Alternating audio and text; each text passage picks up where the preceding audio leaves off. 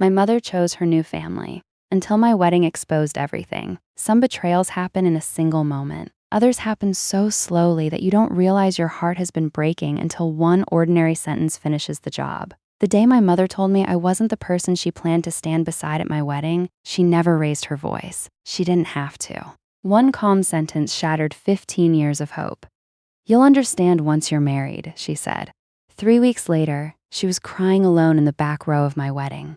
Not because she'd been left out, because she'd finally realized she'd left herself out. By then, there was nothing left to fix. My name is Avery Collins, and until I was 29, I believed that no matter how complicated life became, a mother would always choose her own child. I couldn't have been more wrong. 3 weeks before my wedding, I drove to my childhood home outside Nashville, Tennessee, to pick up something that meant more to me than any designer dress ever could: my grandmother's sapphire necklace. It had belonged to my father's family for generations. When Dad died from pancreatic cancer, Grandma placed it in my hands and whispered, "Wear this when you marry the man who makes you feel safe." I'd carried those words with me ever since. The house looked exactly the same from the outside. White porch, blue shutters. Wine chimes Dad had hung 20 years earlier, still clinking softly in the breeze. But walking through the front door felt like stepping into someone else's life. Every photograph of my father had disappeared. Not one, not two, every single one. If I hadn't grown up there myself, I would have never known another man had ever lived in that house. I should have turned around then. Instead, I smiled politely. Old habits die hard. Mom greeted me with a hug that felt more like obligation than affection. "Your necklace is upstairs," she said. "I put it in your old room. My old room." The only room that still carried pieces of my father. A baseball glove he'd signed. An old fishing picture tucked inside my bookshelf. A cracked music box he'd bought when I was 7. Tiny pieces she'd somehow forgotten to erase. I found the necklace exactly where she'd promised. Dark blue velvet box. Perfect condition. I held it in my hands for a long time. Dad had loved these sapphires. He used to joke they matched my eyes. A knock interrupted the memory. Mom stepped inside and quietly closed the door behind her. That should have been my first warning. People don't close doors unless they're about to change your life. She sat beside me on the bed. "I've been thinking about the wedding," I smiled. "So have I." She didn't. Instead, she folded her hands together like someone preparing for an uncomfortable business meeting. There's been a change." A strange feeling settled in my stomach. "What kind of change?" She hesitated just long enough to make me nervous. "I won't be walking with you." Silence. Complete silence. At first, I thought she'd misspoken. "What?" She looked down at her wedding ring. "Mitchell thinks it would send the wrong message." My heartbeat slowed. "Mitchell? My husband? I know who Mitchell is. So, what message?" She inhaled carefully. "He feels it would be disrespectful." "To who?" "To him," I blinked. "I'm sorry." "What?" She finally looked up. "You know I walked Kayla during her wedding?" Kayla, Mitchell's daughter, 28 years old. She'd entered our lives barely 7 years earlier. Mom continued, "If I walk you too?" "Mitchell feels people might think I'm choosing you over Kayla." I actually laughed. Not because it was funny, because my brain refused to process it. "So," I said slowly, "you walked his daughter?" "Yes, but you won't walk your own?" She winced. "It isn't like that. No? No!" "Then explain it to me." She sighed dramatically. "Avery, families are complicated." "No!" I shook my head. "They're actually incredibly simple." She frowned. "I don't understand." "I've been your daughter for 29 years. I pointed toward the hallway. "She's been around for 7. Another silence. Then came the sentence that changed everything. "Biology isn't what makes someone family." I stared at her. She actually believed that explained everything. I asked quietly, "So whose decision was this?" She hesitated, long enough to answer without speaking. Finally, Mitchell brought it up. Of course he did. But I agree with him. There it was. The knife wasn't that she'd chosen her husband. It was that she'd convinced herself she'd chosen fairness. I stood up. "So let me get this straight. You practiced walking Kayla down the aisle." "Yes." "You cried with her." "Yes." "You helped pick flowers." "Yes." "You planned speeches." "Yes." But for your own daughter, you've decided your husband might feel awkward. Avery. No, I held up my hand. No, she stood too. You're making this emotional. I'm getting married. What exactly were you expecting? She rubbed her forehead. I thought you'd be mature. I laughed again. This one sounded bitter. Mature? Marriage requires compromise. I'm not marrying Mitchell. Her expression hardened. That attitude is exactly why he's never felt accepted. That sentence hit harder than anything else she'd said. Never felt accepted? I'd spent years feeling like a visitor inside my own childhood home.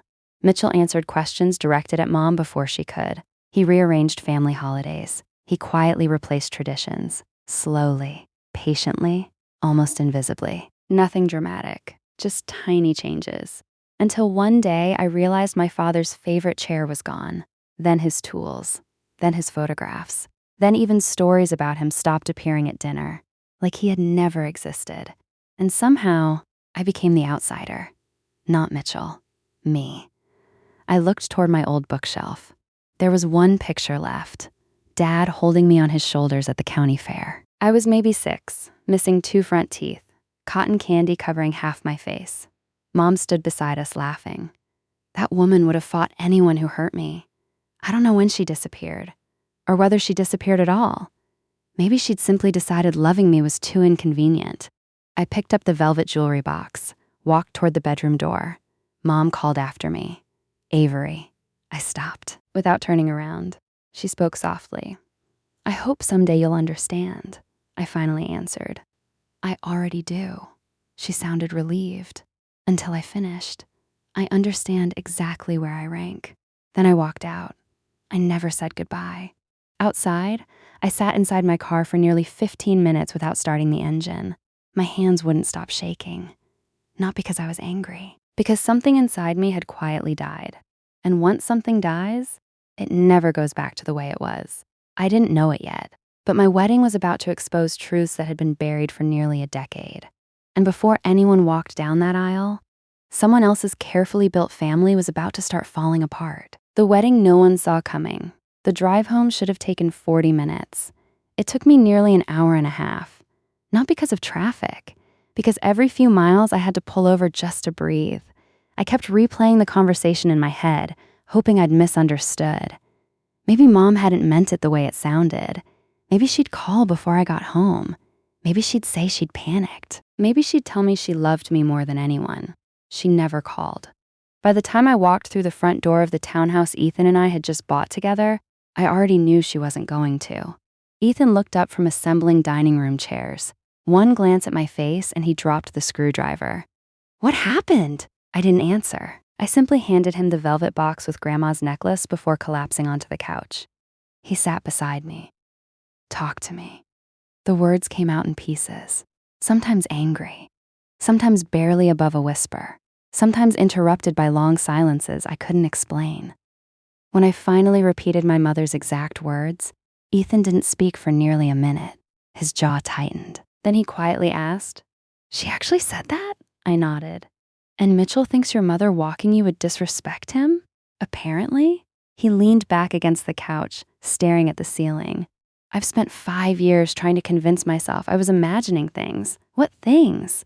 The way he controls every room he walks into. I looked at him. You noticed? He laughed without humor. Everyone notices. They just don't say anything. That surprised me. I thought maybe I was overreacting. You've been gaslit for years. The sentence hit me harder than I expected, because deep down, I'd wondered if he was right. Maybe I'd been too sensitive. Maybe Mitchell really was trying. Maybe I was the difficult one. Ethan shook his head. Remember Thanksgiving? I nodded. I remember. No, you remember dinner. I remember what happened after. I frowned. What do you mean? He smiled sadly. You were in the kitchen. I stayed behind. I heard Mitchell talking to your uncle. My stomach tightened. What did he say? He laughed and said you were still struggling to adjust. I blinked. He said that? He called you emotionally stuck in the past. I felt heat rise into my face. I never knew, because he smiled the second you came back. Ethan continued. And Christmas, the birthday barbecue, your college graduation. Every event carried the same pattern. Mitchell never openly attacked me. He didn't have to. He planted tiny ideas, little comments, small observations, enough to make people wonder if maybe I really was the problem. Death by 1,000 paper cuts. I suddenly remembered something I'd buried years ago, my college graduation. Mom promised we'd all have dinner afterward. Instead, Mitchell announced he'd already made reservations somewhere else, a steakhouse, Dad's favorite restaurant. Only, no one mentioned Dad once. Not once. I'd left early claiming I had a headache. Mom later told me I was making everything about myself. Back then, I'd apologized. Now, I realized I'd been apologizing for existing. The next morning, my phone rang. Mitchell. I let it go to voicemail.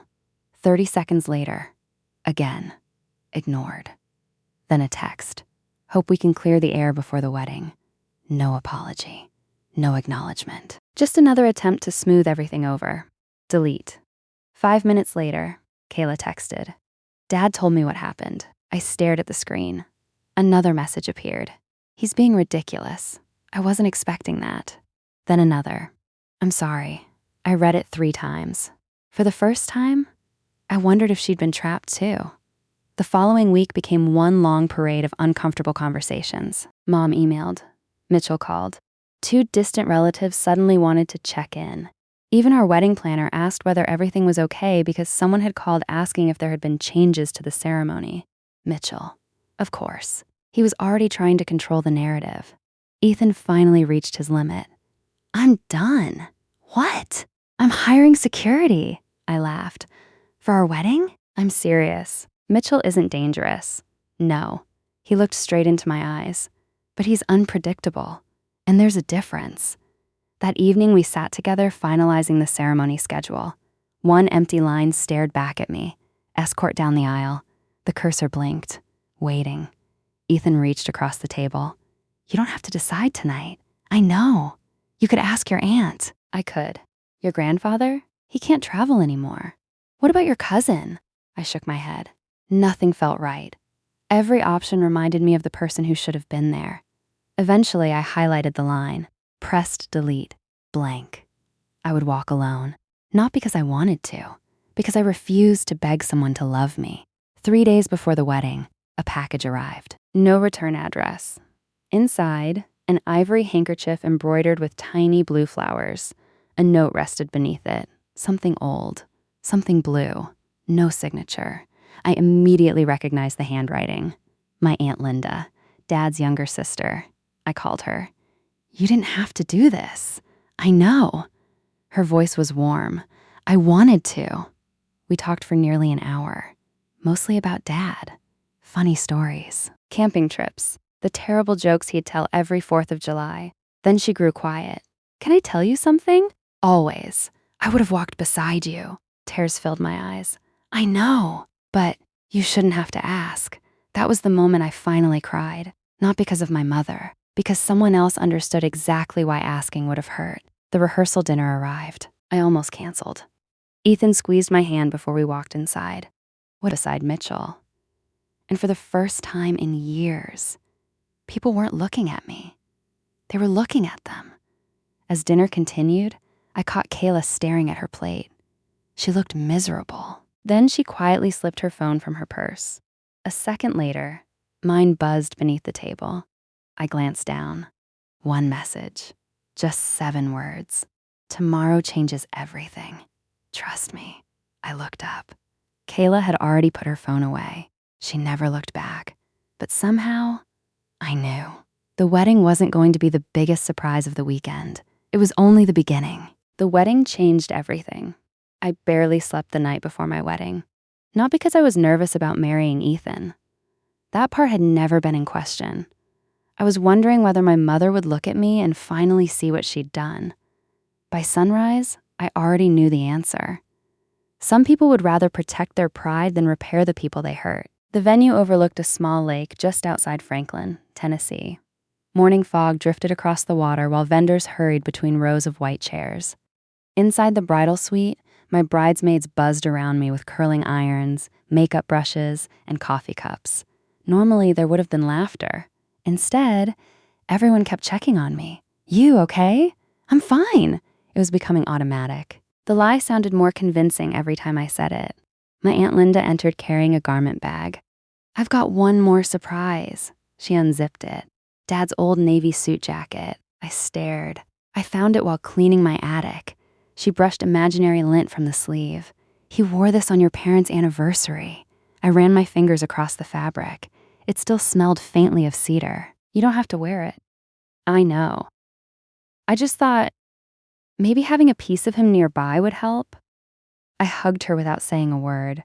Sometimes love didn't need speeches. It just showed up carrying an old jacket. Across the hall, Ethan was getting ready with his brothers. When I slipped away for a private first look, he turned around and simply stared. You look. He laughed nervously. I don't even know the right word. I was hoping for beautiful. You passed beautiful about 20 miles ago. He took both my hands.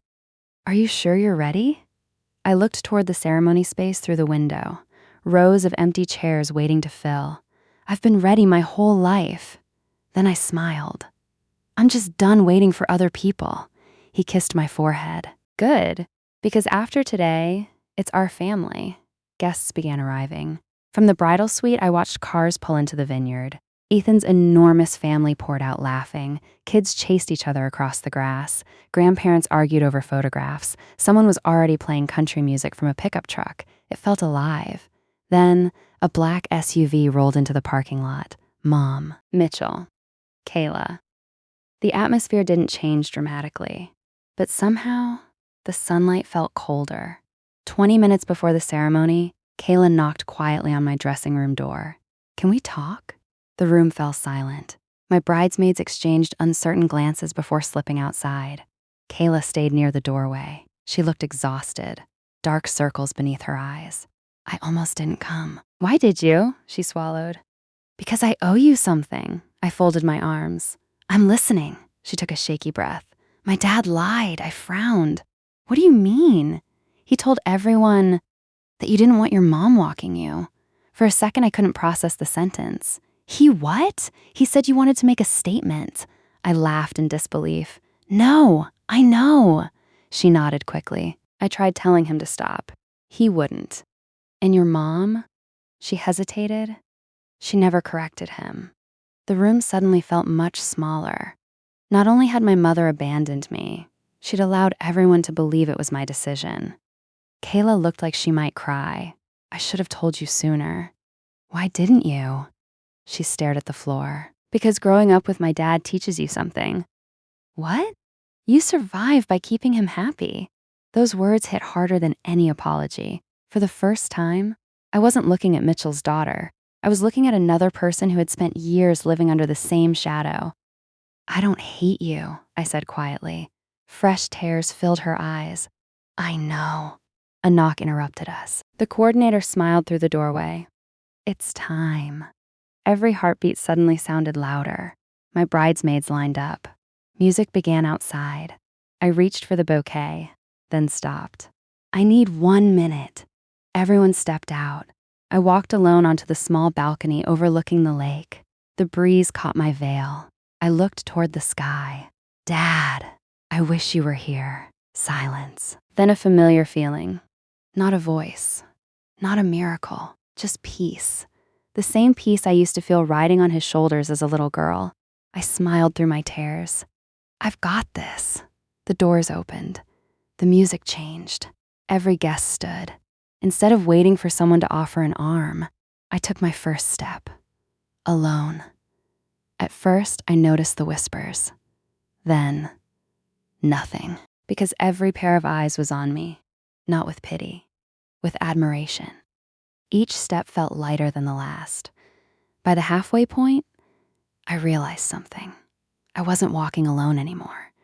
Every person who truly loved me was carrying me forward. Ethan stood waiting beneath the arbor, already wiping tears from his face. When I reached him, he whispered, I've never been prouder of anyone. I squeezed his hand. Let's get married. The ceremony was perfect, simple, honest, full of laughter. When we exchanged vows, there wasn't a dry eye in the crowd. Even the photographer quietly wiped her face. As the officiant announced, "I now present Mr. and Mrs. Harper." The applause thundered across the vineyard. For one glorious moment, everything else disappeared. No Mitchell, no betrayal, no empty chair, only us. But the real surprise was still waiting inside the reception hall. The toast that changed everything. The reception hall erupted in cheers as Ethan spun me around the dance floor.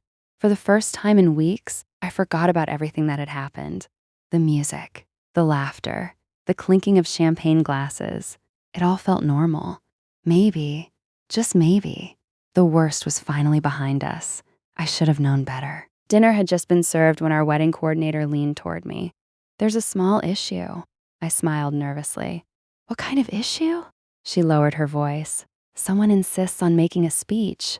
We already finished the toasts." "I know, but he says he's family. I didn't need to ask who." "Mitchell." Ethan squeezed my hand. "You don't have to let him." I looked toward the far side of the room. Mitchell was already standing, straightening his jacket, holding a champagne glass, like this moment had been planned for months. "No," I whispered. "I'm done letting him decide what happens." Before anyone could hand him a microphone, Kayla stood. "Laddies and gentlemen." The room quieted. Mitchell frowned. "Kayla?" She ignored him. "I'd like to say something first." The coordinator handed her the microphone. Mitchell reached for it. She stepped away. For the first time all day, he looked uncertain. Kayla looked around the room. Her hands trembled. "I wasn't planning to speak tonight." She glanced at me. "But someone deserves the truth." A murmur spread through the guests. "My dad told everyone Avery didn't want her mother walking her down the aisle." She paused. "That wasn't true." Complete silence. "He also told people Avery refused to include our family." Another pause. "That wasn't true either." Across the room, my mother's face drained of color. Kayla continued. "The truth is, Avery was asked to step aside, so no one's feelings would be hurt." You could have heard a fork hit the floor. Mitchell stepped forward. "That's enough." She turned toward him. "No, it isn't. I've spent my whole life making excuses for you." Her voice cracked. "I told myself you meant well. I convinced myself everyone misunderstood you. But watching Avery apologize for things she never did, watching her lose her own mother, I can't do it anymore." Mitchell forced a smile. "Sweetheart, sit down." "No, you don't mean this. I've never meant anything more." He looked toward my mother. "Claire, tell her." Everyone turned. My mother remained frozen. For several long seconds, she said nothing. Mitchell's confidence began slipping. "Claire?" Still nothing. Finally, she stood. Every eye followed her. I expected another excuse. Another compromise. Another attempt to smooth everything over. Instead, she looked directly at me. "I owe you an apology." The words barely escaped her lips. I chose comfort over courage. A tear rolled down her cheek. I kept telling myself I was protecting my marriage. But really, I was protecting myself. She looked around the room. "I let everyone believe my daughter abandoned me. When the truth is that I abandoned her." The silence became almost unbearable. She took one shaky breath. "I'm so sorry." Nobody moved. Nobody clapped. Nobody spoke, because some moments are too honest for applause. Mitchell laughed. Actually laughed. "So this is what we're doing?" He looked around the room. "Public humiliation?" "No," Ethan answered calmly. "This is accountability," Mitchell scoffed.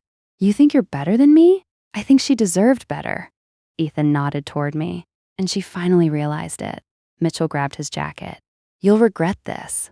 Kayla quietly replied, "No, we'll finally recover from it." He looked at my mother. "Are you coming?"